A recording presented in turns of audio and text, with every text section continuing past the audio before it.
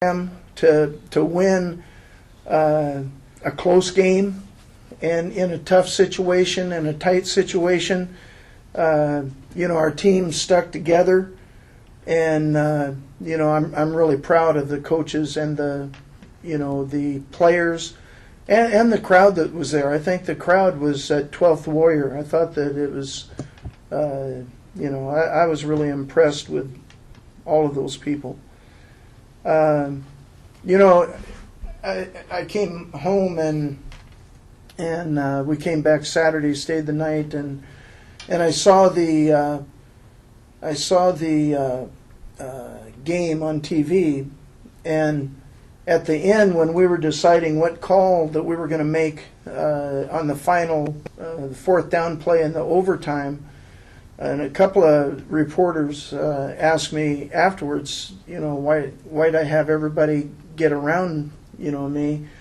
And I didn't even realize it. I thought that because we run a lot of personnel groups, that's what they were talking about. But really, most of the football team wanted to know what we were going to call in that fourth down situation. That's how tuned in they were to the ball game, which almost gives me chicken skin, because they were focused in that ball game the whole time, and I couldn't be more proud of them. They were ready. It was on the road. It was their last road game, and I'm just really proud of them.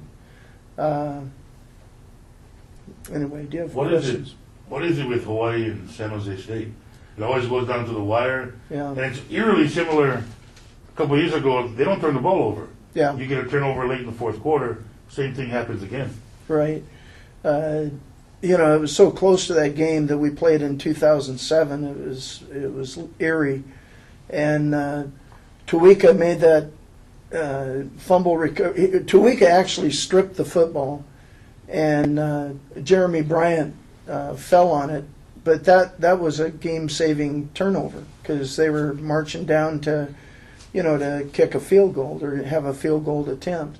And but ever since I've been here, all 4 games that we've played since I've been here have all been right down to the last minute and hard fought. And even in '99, we got up on them, which we'd never been up on a team, and they came back, and it was a close game at the end. So there's good athletes on both sides, and they got some of their athletes back, that had been hurt, and were highly motivated. So it was another competitive game.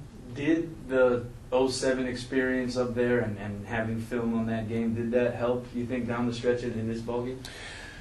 Well, we went through that on Friday nights. We normally go to a movie and let them relax a little bit, and then we come back and meet. And Rich Miano suggested to me that would be good for them to see as a motivator, and I thought it was a good idea. And we got the video from ESPN or through our TV friends, and showed it to them the night before, and that jacked them up. And then it almost happens exactly like that. We get the fumble, and then our offense takes it in and scores. Then our defense makes a play on fourth. Actually, it wasn't fourth down in '99 or in 2007, but it was very similar. In overtime, your defense kind of put them, when they didn't get many yards on first down, and you forced that kid to have to stand in the pocket and throw. Yeah. That's exactly what you wanted, wasn't it? No, that's exactly what we wanted. We wanted him to throw the football. We made adjustments in the last 2 or 3 minutes when they drove down on us. We forced their first quarterback out because we intercepted him a couple of times. So they put the guy that started last year and the first part of this year in the game, and he's more of an option runner, and we hadn't been getting ready for that. So at halftime we made the adjustment, and they tried to run it in the second half, and they couldn't. He did make some throws, but we don't see him as the thrower as the other kids. So we knew we had to, in the overtime, we had to stop him on first down and make him throw the football. And And then, we blitzed, and then we faked blitz, and then we doubled the two outside guys. So, made it look like we were coming to blitz. And then Jeremy Bryant made a great play and knocked it down, and was disgusted because he didn't intercept it, but he didn't need to, so. As if you hadn't dealt with enough over the last 2 seasons with quarterback issues and those kinds Right. of things. Here we go again, coming into this game. Moniz can't go. You go with Shane Austin. Talk about the performance of Shane Austin under these circumstances and yet another must-win game, and to be that next guy down those many rungs on the ladder to come through. Well, I'm just really happy with Shane Austin. He came in a tough situation because it was a must-win game on the road, and played very well. He made some plays during the game. He threw for 300 yards, didn't throw a pick, didn't turn the ball over. He had some, he has some things that obviously he needs to do a little better, but the guys backed him, and it was a good football game, and he made the plays he had to. And where I was really proud of our offense is so many people have been on him because of the red zone, which we work at a lot, because the red zone is the 2-minute drill, or not the 2-minute, but the overtime drill also, and we work on that every week, and maybe 2 times a week, but the offense took it in, and he had a lot to do with that too.